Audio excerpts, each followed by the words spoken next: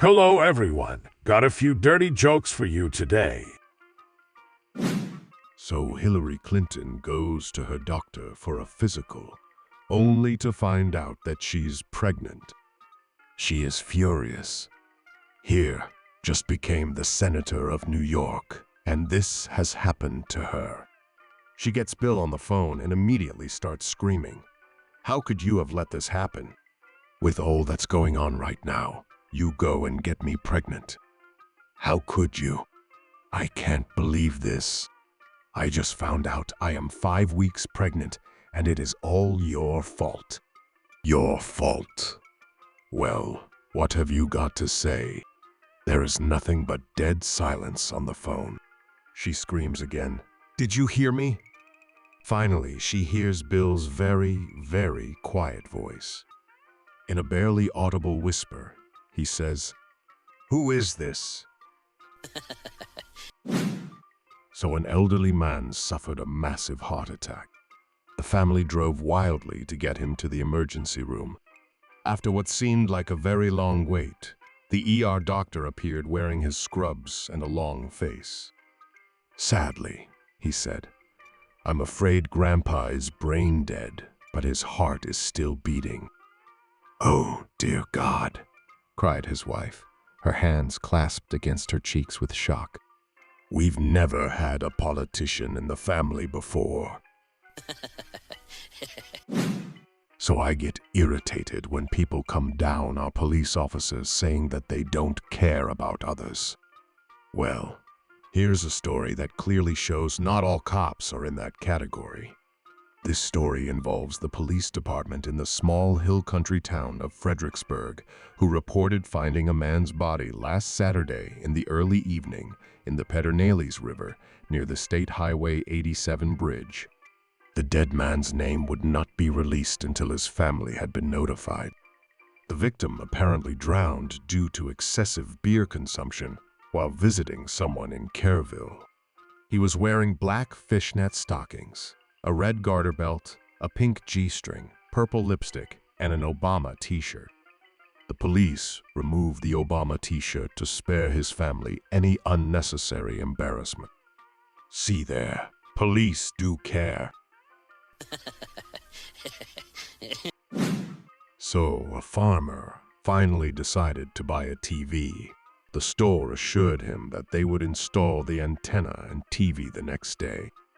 The next evening, the farmer turned on his new TV and found only political ads on every channel. The next morning, he turned the TV on and found only political ads again. When he came in to eat lunch, he tried the TV again, but still only found political ads.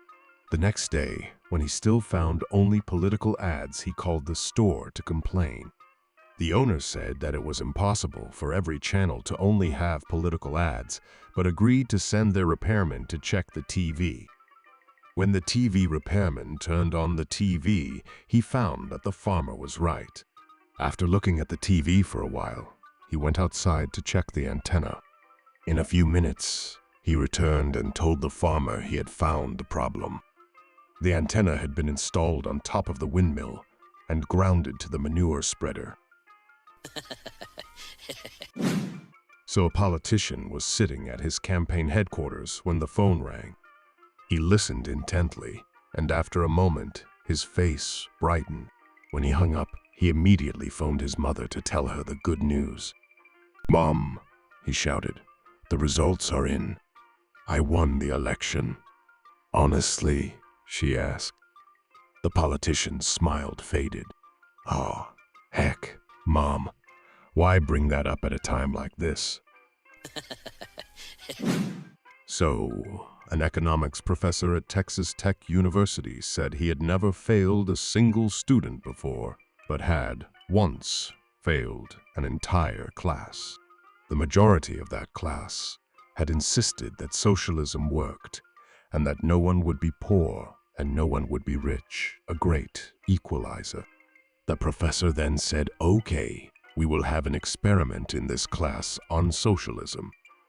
All grades would be averaged, and everyone would receive the same grade, so no one would fail and no one would receive an A. After the first test, the grades were averaged. Everyone got a B. The students who studied hard were upset, and the students who studied little were happy.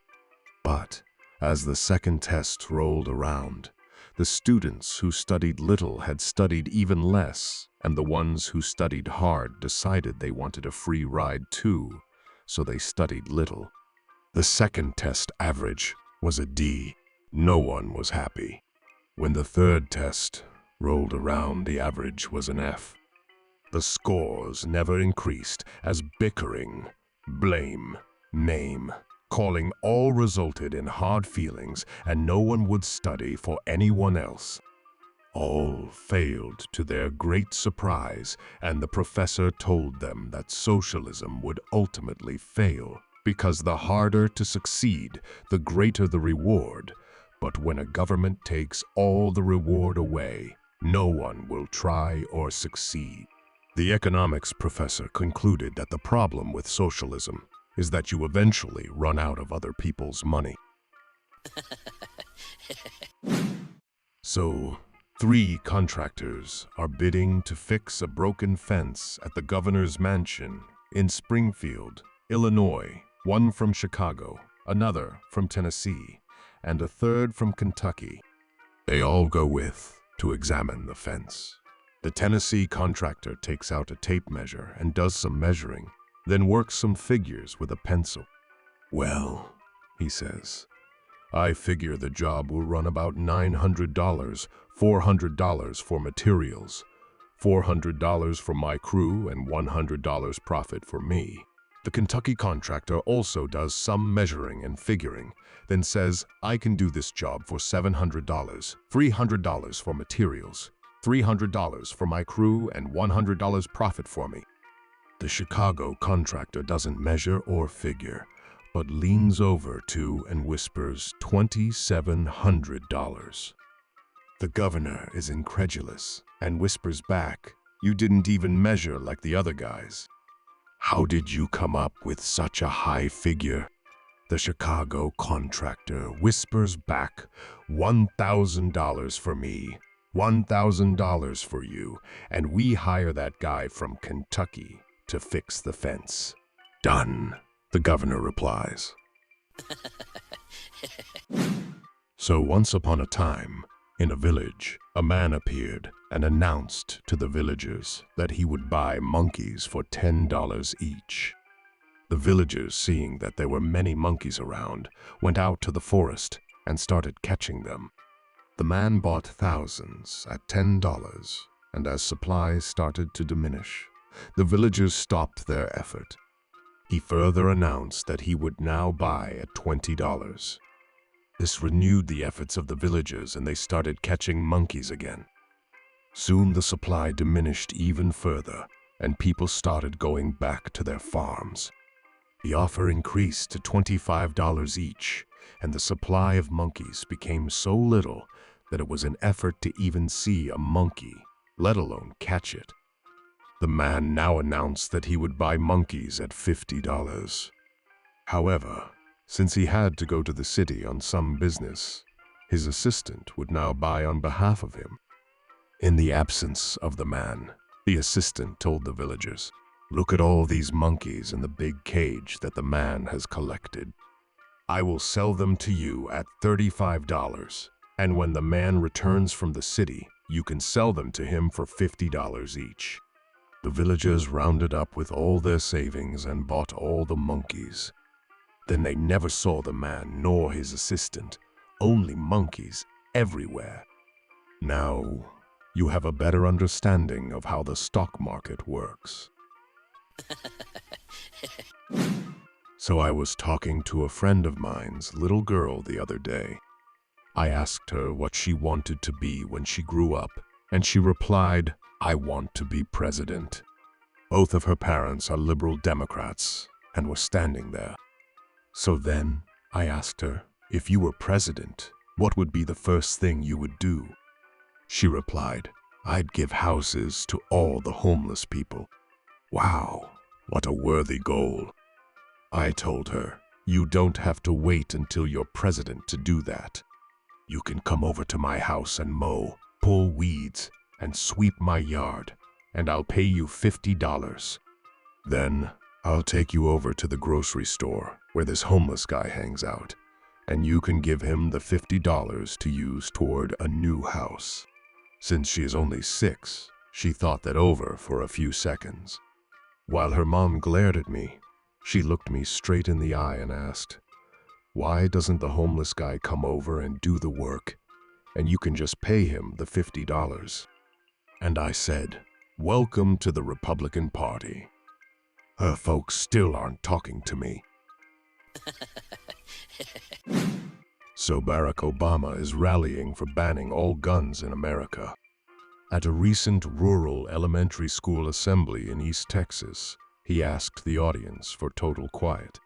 Then, in the silence, he started to slowly clap his hands once every few seconds, holding the audience in total silence.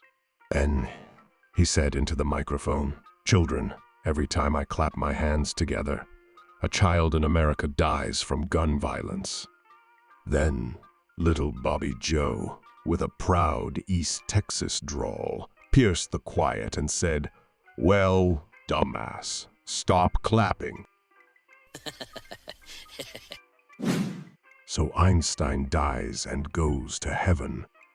St. Peter says, "You look like Einstein, but you have no idea the length some people will go to sneak in. Can you prove who you really are?" Einstein ponders for a few seconds and asks, "Could I have a blackboard and some chalk?" St. Peter snaps his fingers and a blackboard and chalk instantly appear. Einstein proceeds to describe with arcane mathematics and symbols his theory of relativity. St. Peter is suitably impressed. "You really are Einstein. Welcome to heaven." The next to arrive is Picasso. Once again, St. Peter asks for his credentials. Picasso asks, "Mind if I use that blackboard and chalk?" St. Peter says, "Go ahead."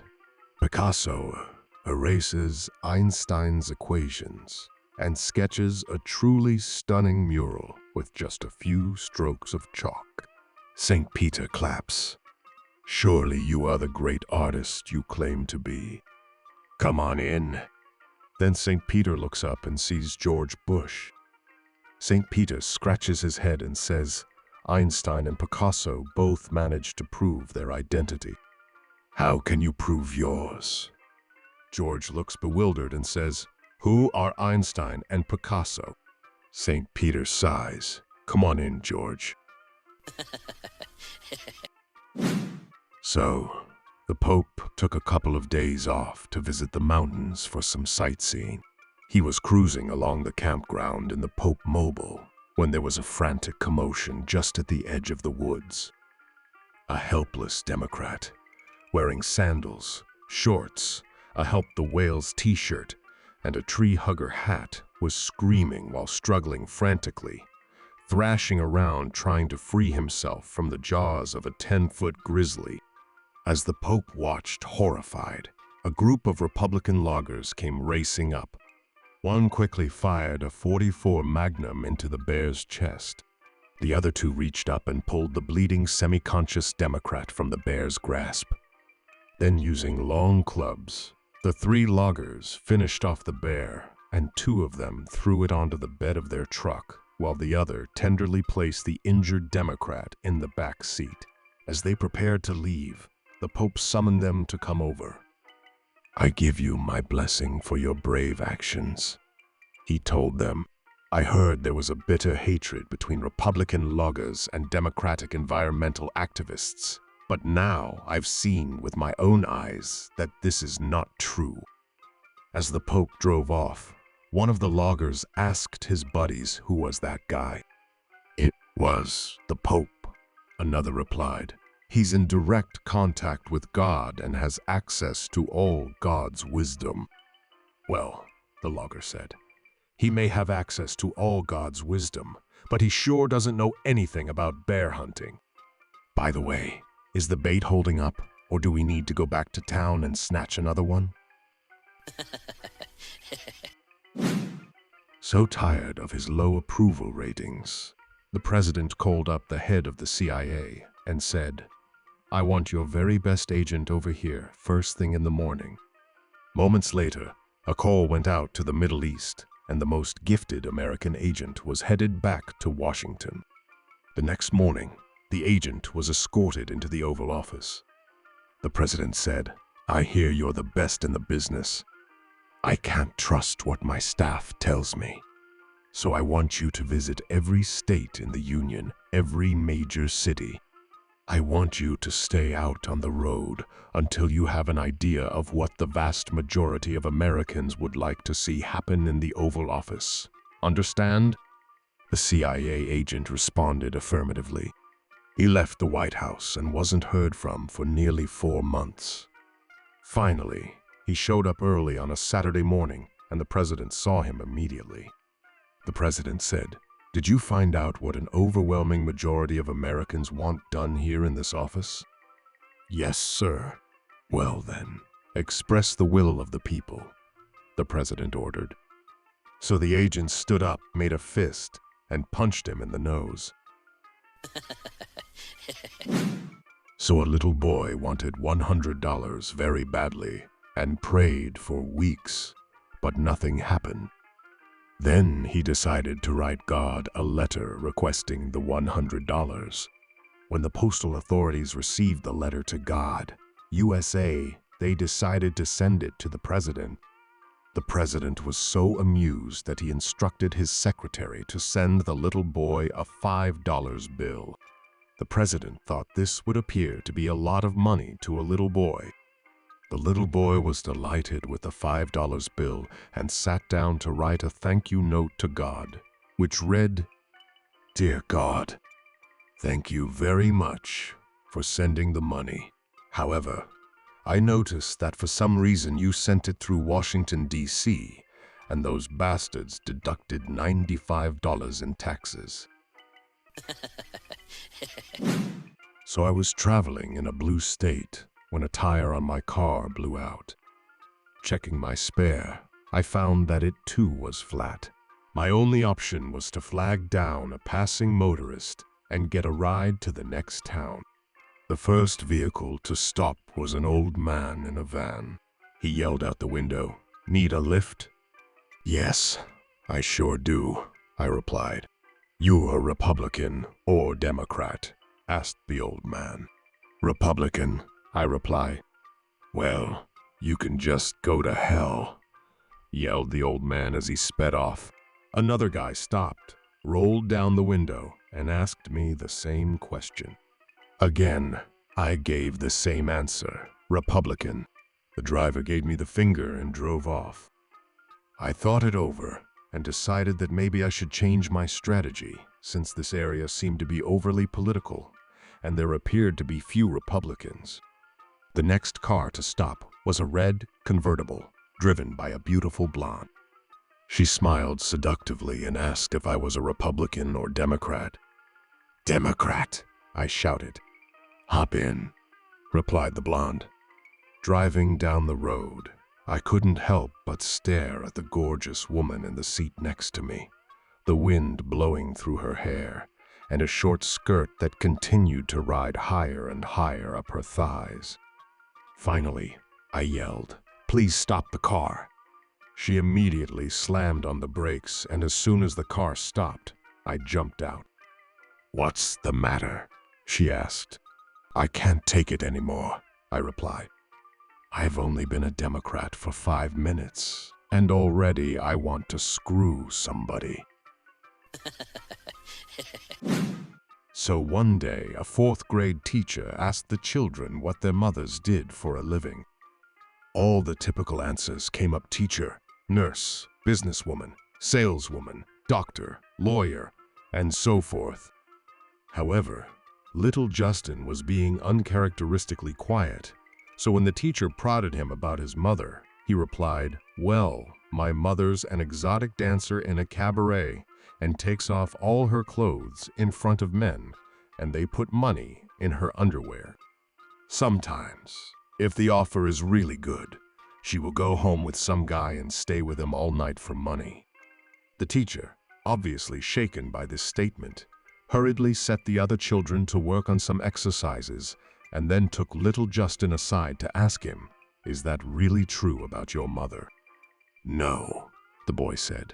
"She works for the Democratic National Committee and is helping to get Hillary Clinton to be our next president, but I was too embarrassed to say that in front of the other kids."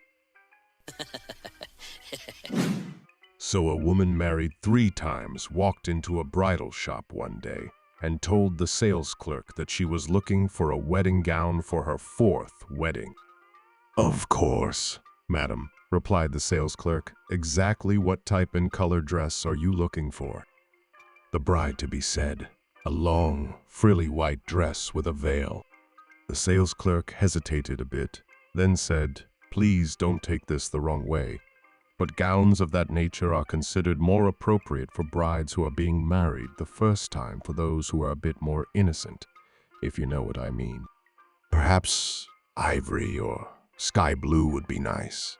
"Well," replied the customer, a little peeved at the clerk's directness, "I can assure you that a white gown would be quite appropriate.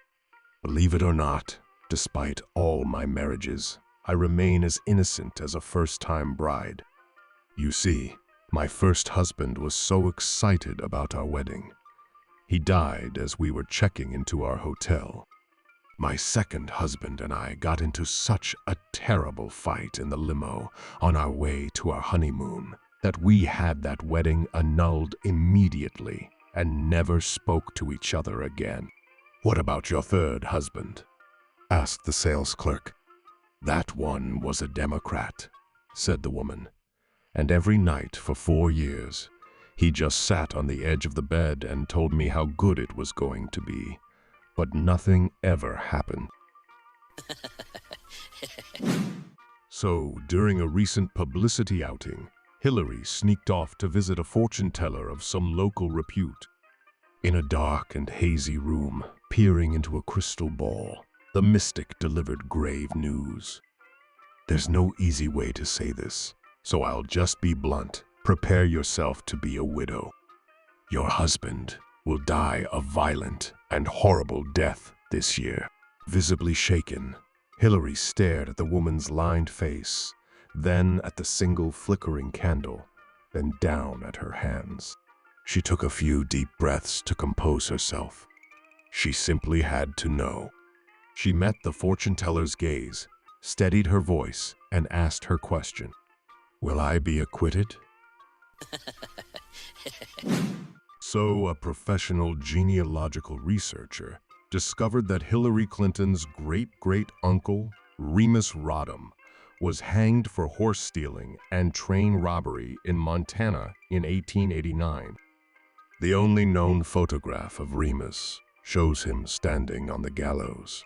On the back of the picture is this inscription: "Remus Rodham, horse thief, sent to Montana Territorial Prison 1885, escaped 1887, robbed the Montana Flyer 6 times. Caught by Pinkerton detectives, convicted and hanged in 1889. Judy emailed Hillary Clinton for comments. Hillary's staff of professional image adjusters sent back the following biographical sketch. Remus Rodham was a famous cowboy in the Montana Territory. His business empire grew to include acquisition of valuable equestrian assets and intimate dealings with the Montana Railroad. Beginning in 1883, he devoted several years of his life to service at a government facility, finally taking leave to resume his dealings with the railroad. In 1887, he was a key player in a vital investigation run by the renowned Pinkerton Detective Agency. In 1889, Remus passed away during an important civic function held in his honor when the platform upon which he was standing collapsed. So a tragic flood this morning destroyed the personal library of President George Bush. The flood began in the presidential bathroom where both of the books were kept. Both of his books have been lost. A presidential spokesman said the president was devastated as he had almost finished coloring the second one. So, Hillary Clinton and her driver were cruising along a country road one evening when an ancient cow loomed in front of the car. The driver tried to avoid it, but couldn't. The old cow was struck and killed. Hillary told her driver to go up to the farmhouse and explain to the owners what had happened. She stayed in the car, making phone calls to lobbyists. About an hour later, the driver staggered back to the car with his clothes in disarray. He was holding a half-empty bottle of expensive wine in one hand, a rare, huge Cuban cigar in the other, and was smiling happily, smeared with lipstick. "What happened to you?" asked Hillary. "Well," the driver replied, "the farmer gave me the cigar. His wife gave me the wine to me." "My God, what had you told them?" asked Hillary. The driver replied, "I just stepped inside the door and said, 'I'm Hillary Clinton's driver and I've just killed the old cow.' The rest happened so fast I couldn't stop it." So Donald Rumsfeld was giving the President Bush his daily briefing. He concludes by saying, "Yesterday, 3 Brazilian soldiers were killed." "Oh no," the president exclaims. "That's terrible." His staff sits stunned at this display of emotion, nervously watching as the president sits, head in hands. Finally, the president looks up and asks, "How many is a Brazilian?" So a young woman was about to finish her first year of college. Like so many others her age, she considered herself to be a very liberal Democrat, and among other liberal ideals, was very much in favor of higher taxes to support more government programs. In other words, redistribution of wealth. She was deeply ashamed that her father was a rather staunch Republican, a feeling she openly expressed. Based on the lectures that she had participated in and the occasional chat with the professor, she felt that her father had for years harbored an evil, selfish desire to keep what he thought should be his. One day, she was challenging her father on his opposition to higher taxes on the rich and the need for more government programs. The self-professed objectivity proclaimed by her professors had to be the truth, and she indicated so to her father. He responded by asking how she was doing in school. Taken aback, she answered rather haughtily that she had a 4.0 GPA and let him know that it was tough to maintain, insisting that she was taking a very difficult course load and was constantly studying, which left her no time to go out and party like other people she knew. She didn't even have time for a boyfriend and didn't really have many college friends because she spent all her time studying. Her father listened, then asked, "How is your friend Audrey doing?" She replied, "Audrey is barely getting by. All she takes are easy classes. She never studies, and she barely has a 2.0 GPA. She is so popular on campus. College for her is a blast. She's always invited to all the parties, and lots of times she doesn't even show up for classes because she's too hungover." Her father asked her, "Why don't you go to the dean's office and ask him to deduct a 1.0 off your GPA and give it to your friend Audrey, who only has a 2.0. That way, you will both have a 3.0 GPA, and certainly that would be a fair and equal distribution of GPA." The daughter, visibly shocked by her father's suggestion, angrily fired back, "That's a crazy idea. How would that be fair? I've worked really hard for my grades. I've invested a lot of time and a lot of hard work. Audrey has done next to nothing toward her degree. She played while I worked my tail off." The father slowly smiled, winked, and said gently, "Welcome to the Republican Party." So one day, while the boy was away at school, his father decided to try an experiment. What he did was He went into the boy's room and placed on his study table these three objects: a Bible, a silver dollar, and a bottle of whiskey. "Now then," the old preacher said to himself, "I'll just hide behind the door here, and when my son comes home from school this afternoon, I'll see which of these three objects he picks up. If he picks up the Bible, he's going to be a preacher like me. And what a blessing that would be. If he picks up the dollar, he's going to be a businessman, and that would be okay too. But if he picks up the bottle, he's going to be a drunkard, a no-good drunkard, and Lord, what a shame that would be." The old man was anxious as he waited, and soon he heard his son's footsteps as he came into the house, whistling, and headed back to his room. He deposited his books on the bed as a matter of routine, and as he turned around to leave the room, he spotted the objects on the table. With a curious set in his eye, he walked over to inspect them. What he finally did was, he picked up the Bible and placed it under his arm.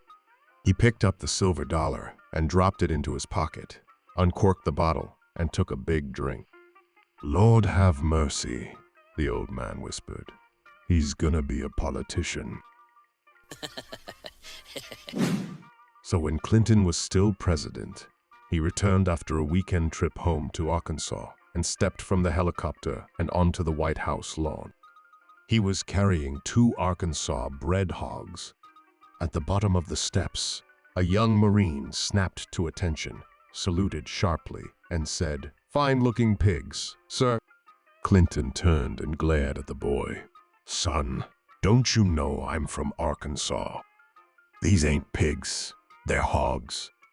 The Marine replied, "This Marine begs the Commander-in-Chief's pardon, sir. Fine-looking hogs, sir." Clinton smiled with pride, and the young man relaxed. The president went on, "Thank you, son. Now, you see this one here?" Nodding to one of the hogs under his right arm. "I got this one for Chelsea."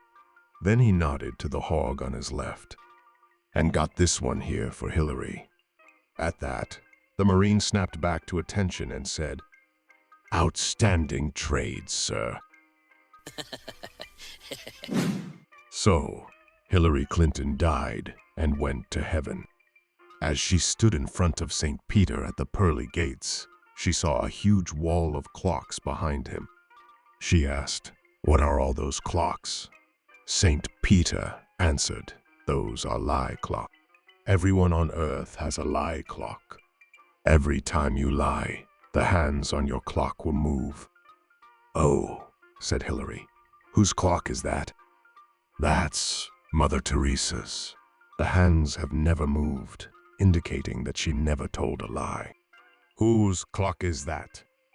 "That's Abraham Lincoln's clock. The hands have only moved twice, telling us that Abe only told 2 lies in his entire life." "Where's Bill's clock?" Hillary asked. "Bill's clock is in Jesus' office. He's using it as a ceiling fan." So while walking down the street, one day, a U.S. senator is tragically hit by a truck and dies. His soul arrives in heaven and is met by St. Peter at the entrance. "Welcome to heaven," says St. Peter.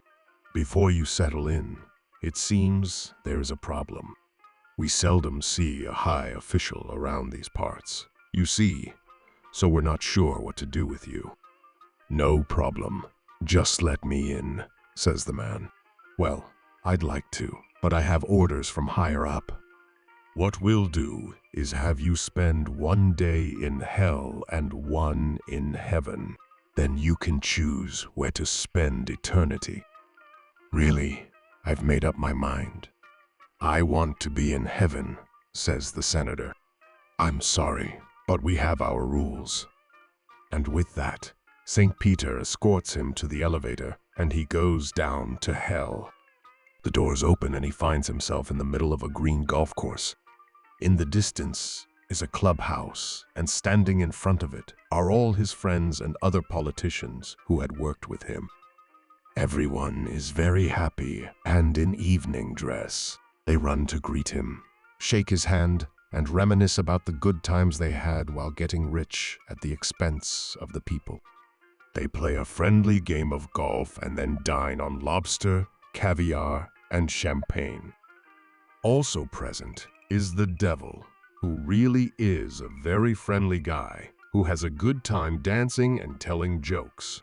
They are having such a good time that before he realizes it, it is time to go. Everyone gives him a hearty farewell and waves while the elevator rises. The elevator goes up and the door reopens on heaven where St. Peter is waiting for him. Now it's time to visit heaven.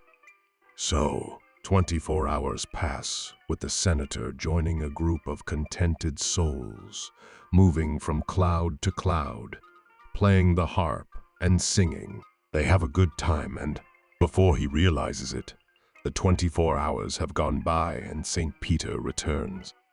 Well, then, you've spent a day in hell and another in heaven. Now, choose your eternity. The senator reflects for a minute. Then he answers, "Well, I would never have said it before. I mean, heaven has been delightful. But I think I would be better off in hell." So St. Peter escorts him to the elevator, and he goes down, down, down to hell. Now, the doors of the elevator open, and he's in the middle of a barren land covered with waste and garbage.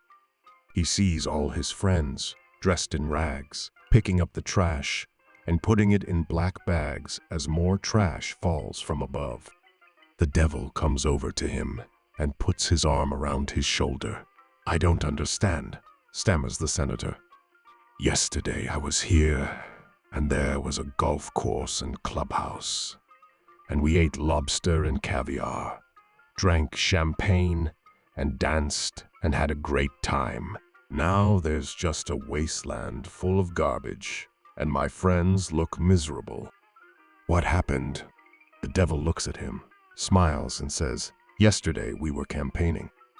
Today you voted." So one day a florist goes to a barber for a haircut. After the cut, he asked about his bill, and the barber replies, "I'm sorry. I cannot accept money from you. I'm doing community service this week." The florist is pleased and leaves the shop. Next morning, when the barber goes to open, there is a thank you card and a dozen roses waiting for him at his door. Later, a cop comes in for a haircut, and when he goes to pay his bill, the barber again replies, "I'm sorry, I cannot accept money from you. I'm doing community service this week." The cop is happy and leaves the shop. Next morning, when the barber goes to open up, there is a thank you card and a dozen donuts waiting for him at his door. Later, a Republican comes in for a haircut, and when he goes to pay his bill, the barber again replies, "I'm sorry, I cannot accept money from you. I'm doing community service this week." The Republican is very happy and leaves the shop. Next morning, when the barber goes to open, there is a thank you card and a dozen different books, such as how to improve your business and becoming more successful. Then a Democrat comes in for a haircut, and when he goes to pay his bill, the barber again replies, "I'm sorry, I cannot accept money from you. I'm doing community service this week." The Democrat is very happy and leaves the shop. The next morning, when the barber goes to open up, there are a dozen Democrats lined up waiting for a free haircut. So a group of Texans are driving down the road, whooping it up, drinking beer and shooting off their guns when they get into an accident with a busload of nuns and orphans, killing everyone. The Texans go straight to hell. When they arrive, the devil is shocked to see that they are not in agony over the heat, and he demands an explanation.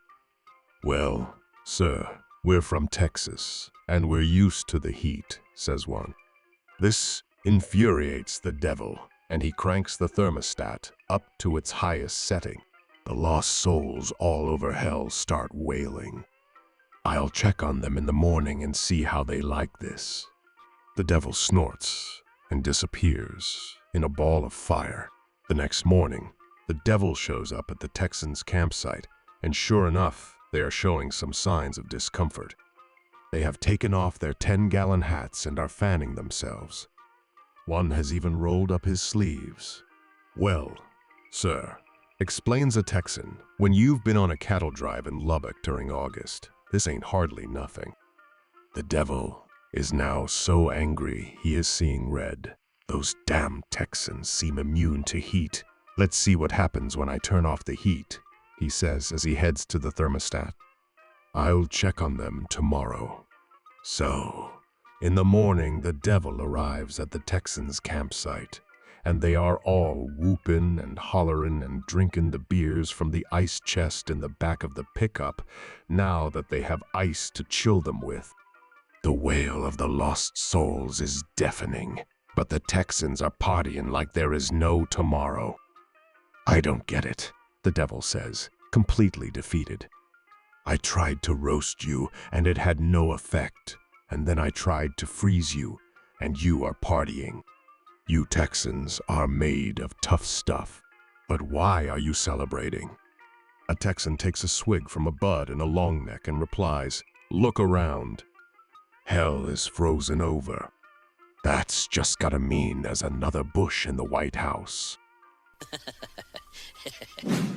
So one day, the 7 dwarfs left to go work in the mine. Snow White stayed home to prepare lunch. When she arrived at the mine with the lunch, she saw that there had been a terrible cave-in. Tearfully and fearing the worst, Snow White began calling out, hoping against hope that some of the dwarves had survived. "Hello? Hello?" she called. "Can anyone hear me? Hello?" For quite a while, there was no answer. Losing hope, Snow White called again, "Hello? Is anyone down there?"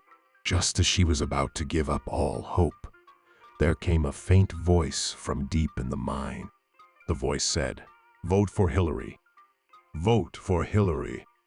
Snow White, somewhat relieved, screamed out, "Oh, thank God. Dopey is still alive."